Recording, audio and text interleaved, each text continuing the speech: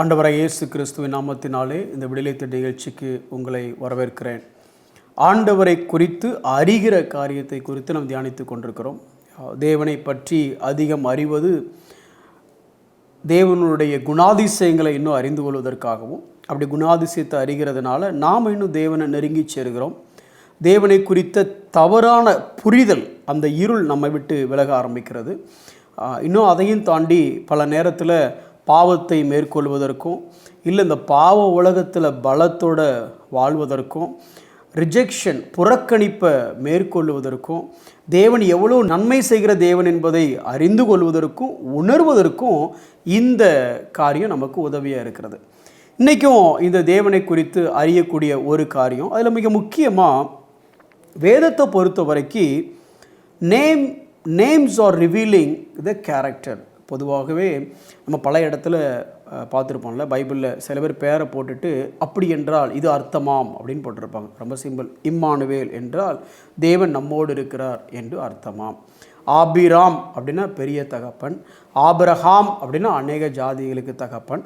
இப்படி ஒவ்வொருத்தருக்கும் பேர் இருக்குது. யாக்கோபுங்கிற பேரை ஆண்டவர் எடுத்துட்டு அவனுக்கு இஸ்ரவேல் அப்படின்னு சொல்கிறாரு. ஏன் இஸ்ரவேல்னு சொன்னார் அப்படின்னா, நீ தேவனை போல ஆளுகை செய்கிறவன். ஏன்னா அவன்கிட்ட முழுக்க அநியாயம், ஏமாத்து, பித்தலாட்டம். ஆனால் ஆண்டவர் சொல்கிறாரு, நான் நீதியும் நியாயத்தோடு ஆட்சி செய்கிறேன், அதே மாதிரி நீ என்ன மாதிரி ரூல் பண்ணுவப்பா அப்படின்னு அவனுக்கு பேரை வைக்கிறார். இப்படி பெயருக்கு பின்ன அநேக அர்த்தங்கள் இருக்கிறத பார்க்குறோம். இதான் வேதாகம கலாச்சாரம். இந்த வேதத்தில் தேவன் தன்னை பற்றி சொல்லும் பொழுதும் பெயரை மென்ஷன் பண்ணுறதை பார்க்கலாம். அப்போது ஆண்டவரை பற்றி அறியணும் அப்படின்னா ஆண்டவருடைய பெயர்கள் எல்லாம் நம்ம படிக்கும்போது கூட நிறைய காரியத்தை நம்ம தெரிந்து கொள்ளலாம். இன்றைக்கி வேதத்தில் முதலாக ஆண்டவருக்கு கொடுத்திருக்கிற பெயர், அல்லது வேதம் நமக்கு தேவனை என்ன பெயரை சொல்லி அறிமுகப்படுத்துகிறது அப்படிங்கிற காரியத்திலேருந்து சில காரியங்களை நான் பார்க்க போகிறோம். ஏன் அப்படி சொல்ல வரேன் அப்படின்னா, சங்கீதம் 8வது அதிகாரம் 1வது வசனம் என்ன சொல்லுகிறது அப்படின்னா, எங்கள் ஆண்டவராகிய கர்த்தாவே, உம்முடைய நாமம் பூமி எங்கும் எவ்வளவு மேன்மையுள்ளதாக இருக்கிறது. அதாவது உம்முடைய பேர் எவ்வளவு மெஜஸ்டிக்காக இருக்குது. அப்படியா, என்ன பேர் படிச்சிங்கன்னா அது தெரியும். ஒரு இடத்துல மட்டும் இல்லை, அதே சங்கீதத்தில் அப்படியே கீழே 9வது வசனத்துக்கு வந்தீங்கன்னா, எங்கள் ஆண்டவராகிய கர்த்தாவே, அப்படியே அதே வார்த்தை வருது. உம்முடைய நாமம் பூமி எங்கும் எவ்வளவு மேன்மையுள்ளதாக இருக்கிறது. ரிப்பீட்டட் அக்வரன்ஸ். ஒரு காரியம் அடுத்தடுத்து வந்துச்சுன்னா என்னன்னு கவனம் செலுத்தணும். அப்போது உம்முடைய பேரில் ஏதோ மேன்மை இருக்குது, அது ஏதோ ஒரு ஏரியாவில் பூமி எங்கும் அந்த பேர் பயங்கர பிரபலம். அப்படியா, அப்போ அந்த பேரில் என்ன இருக்குது, அந்த பெயரை குறித்து கற்றுக்கொள்ள போகிறோம். முதல்ல இந்த பிரைமரி நேம்ஸ் ஆஃப் காட் அப்படின்னு சொல்லுவாங்க. அதாவது தேவனுடைய ரொம்ப அடிப்படையான பெயர்கள். வேத திருப்பணும்னா ஆதியாகமம் 1வது அதிகாரம் 1வது வசனம் என்ன சொல்லுது? ஆதியிலே தேவன் வானத்தையும் பூமியையும் சிருஷ்டித்தார். சரி, இந்த ஒரு வரியை மட்டும் படிப்போமா அன்னைக்கு? தேவன், இந்த தேவன்கிற வார்த்தைக்கு பயன்படுத்தி இருக்கிற எபிரேய பதம் ஏலோஹிம் அப்படின்னு பயன்படுத்தியிருக்கிறாங்க. இந்த ஏலோஹிம் அப்படிங்கிற வார்த்தை கிட்டத்தட்ட 2570 முறை கிட்ட வேதத்தில் வருது அப்படின்னு சொல்கிறாங்க. அப்ராக்சிமேட்டாக சொல்கிறேன். இந்த ஏலோஹிம்ங்கிறது சிங்குலர் வார்த்தை இல்லை, இது புளுரல். அதாவது அதை நீங்கள் லிட்டரலாக தமிழில் மொழிபெயர்த்தீங்கன்னா தேவன் அப்படின்னு மொழிபெயர்க்கிறதுக்கு பதிலாக தேவர்கள் அப்படின்னு மொழிபெயர்த்திருக்கணும். அதாவது திரித்துவ தேவனை குறிக்கக்கூடிய அந்த பெயர் ஏலோஹிம். அதையும் தாண்டி இன்னும் சொல்லப்போனால் அந்த இஎல்னு ஆரம்பிக்குதுல, இந்த இஎல்னு எங்கெல்லாம் வருதோ அதை ஸ்ட்ராங், மைட்டி, ஆல் பவர்ஃபுல் அப்படின்னு போட்டுக்கலாம். அப்போ இது முதல்ல சொன்ன திரித்துவ தேவனை குறிக்கிறது. ரெண்டாவது பலம் உள்ளவர், ஸ்ட்ராங் ஒன் அப்படின்னு குறிக்கிறது. இதையும் தாண்டி இந்த வசனம் என்ன சொல்லுது? ஆதியிலே தேவன் வானத்தையும் பூமியும் சிருஷ்டித்தார் அப்படிங்குது. இப்போ இந்த ஒரு வசனத்தை பார்க்கலாமே. முதல்ல ஆதியிலே தேவன். ஆதியிலேன்னு என்ன அர்த்தம்? இன் த பிகினிங் காட். அதாவது இந்த உலகத்தில் 3 காரியம் சொல்லுவாங்கள்ல, ஃபிசிக்ஸ் பேசிக்காக டைம், மேட்டர், ஸ்பேஸ் அப்படின்னு சொல்லுவாங்க. அதாவது காலம், பொருள், இடம். இந்த 3ஐயும் சுற்றி தான் அந்த உலகமே இயங்குது அப்படிங்கிறாங்க. ஆனால் இங்கே ஆண்டவர் பார்த்தீங்கன்னா இன் த பிகினிங் அப்படிங்கிறார். அப்போ இந்த காலத்துக்கும் அப்பாற்பட்டவர், காலம் 0 தவறுக்கு முன்னால் இருக்கிறார். அடுத்து மேட்டர் அப்படின்னா சிருஷ்டித்தார். அடுத்து அவர் தான் சிருஷ்டிக்க போகிறார், அவர் தான் சிருஷ்டிக்க. அப்போ மேட்டர் அங்கே தான் வருது. அடுத்து ஸ்பேஸ், வானத்தையும் பூமியும் இதுக்கு இடையில இருக்கிறதா ஸ்பேஸ். அப்போ இதுக்கு அப்புறம் தான் வருது. அப்போது மேட்டர் சிருஷ்டித்தார், அதுக்கு முன்ன தேவன். அடுத்து ஸ்பேஸ் என்னது? வானத்துக்கு பூமிக்கு நடுவில் இருக்கிறது, அதுக்கு முன்ன தேவன். அதுக்கடுத்து இந்த பிகினிங் அப்படின்னா நேரமே தோன்றலை, ஏன்னா இதுக்கு அப்புறம் தான் முதலாம் நாள் ஆயிற்றுன்னு வருது. அப்போது இந்த தேவன் யார் அப்படின்னா ஏலோகிம் அப்படின்னா காலத்துக்கு அப்பாற்பட்டவர், நேரத்துக்கு அப்பாற்பட்டவர், இந்த மேட்டர் பொருள்களுக்கு அப்பாற்பட்டவர். இன்னும் இதை சங்கீதக்காரன் சொல்லும் போது எப்படி சொல்கிறாரு பாருங்களேன்.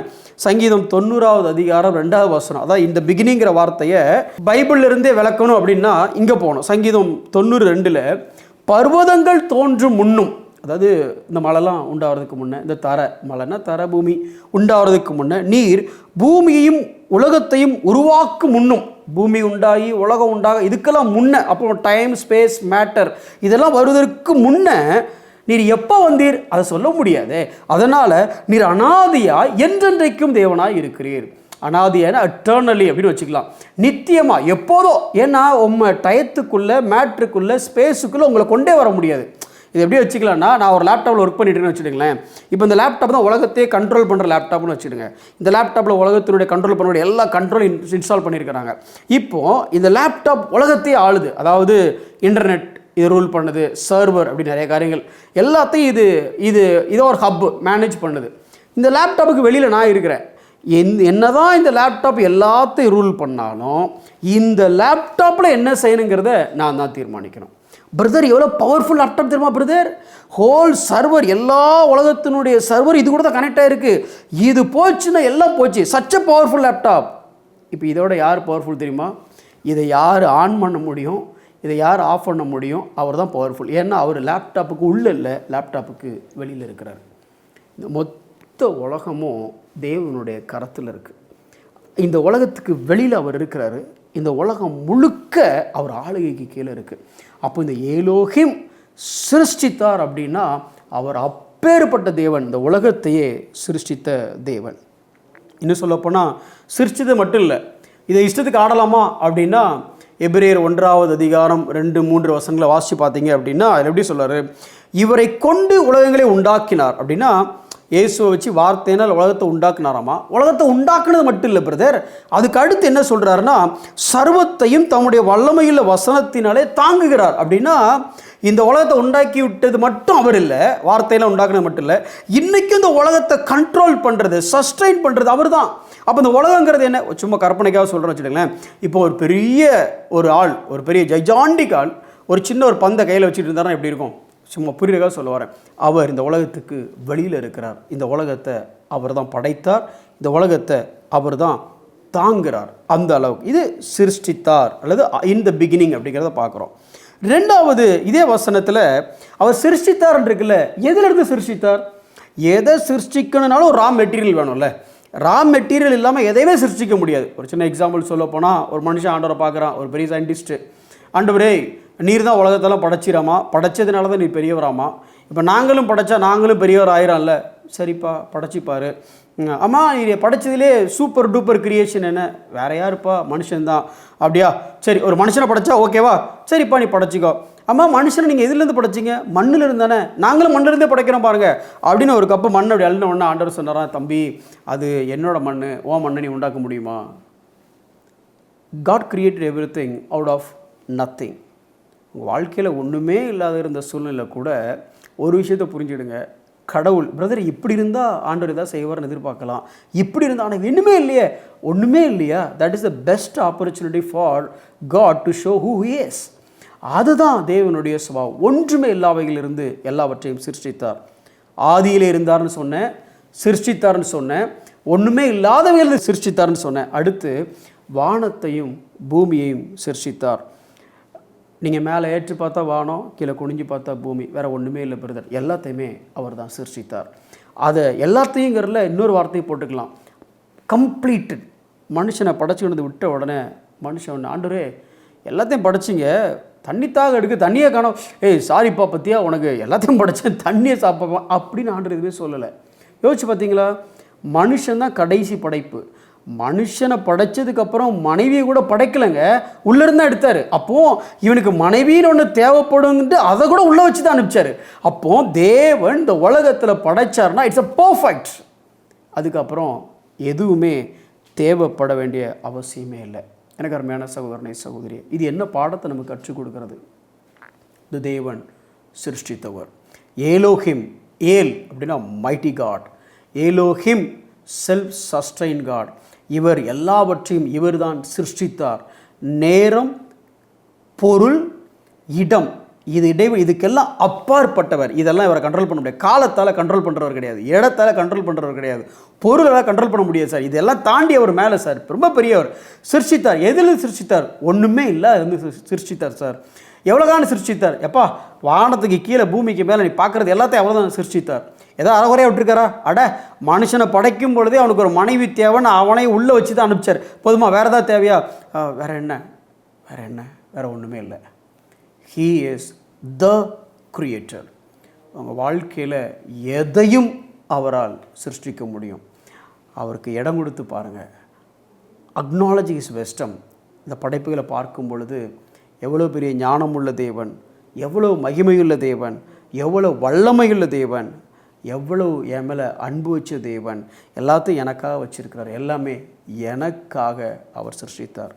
இவ்வளோ தூரம் நேசித்து உங்களுக்காக சிருஷ்டித்த தேவன் உங்கள் ஆட்டத்தை அறகுறையில் விட்டுருவாரா? இல்லைங்க. துவங்கினாரோ அவர், முடிக்கிற வரைக்கு கைவிடாமல் பாதுகாப்பார். கண்களை மூடி நாம் செபிப்போம். அன்புள்ள ஆண்டவரே, ஆதியிலே நீர் இருந்தீர் ஆண்டவரே, அந்தம் வரைக்கும் நீர் மாத்திரமே. ஆரம்பமும் முடிவும் நீர் ஆண்டவரே, அல்பாவும் ஒமேகாவும் நீராக இருக்கிறீர் ஆண்டவரே. எங்கள் வாழ்க்கையில் இம்மட்டுமாய் எல்லா காரியத்தையும் நடத்தி வந்த அந்த தேவன், எல்லாவற்றையும் சிருஷ்டித்த அந்த தேவன், ஒன்றுமில்லாதவைகளில் இருந்து இன்னொரு வரைக்கும் எங்கள் வாழ்க்கை ஒன்றுமே இல்லாமல் ஆரம்பிச்சுது. இன்றைக்கி இவ்வளோ உயரத்துக்கு நீங்கள் கொண்டு வந்திருக்கிறீங்க. இதை யார் செய்தது? நீர் தான் சிருஷ்டித்தீர். இனியும் நீர் நடத்த வல்லவராக இருக்கிறீர். ஏனெனில் யூ ஆர் ஏல் ஓஹிம் ஆண்டவரே. நீங்கள் ஸ்ட்ராங் காட், மைட்டி காட். நாங்கள் அதை நம்புகிறோம், விசுவாசிக்கிறோம். தொடர்ந்து வழி நடத்தும். இயேசுவின் நாமத்தில் பிதாவே, ஆமென்.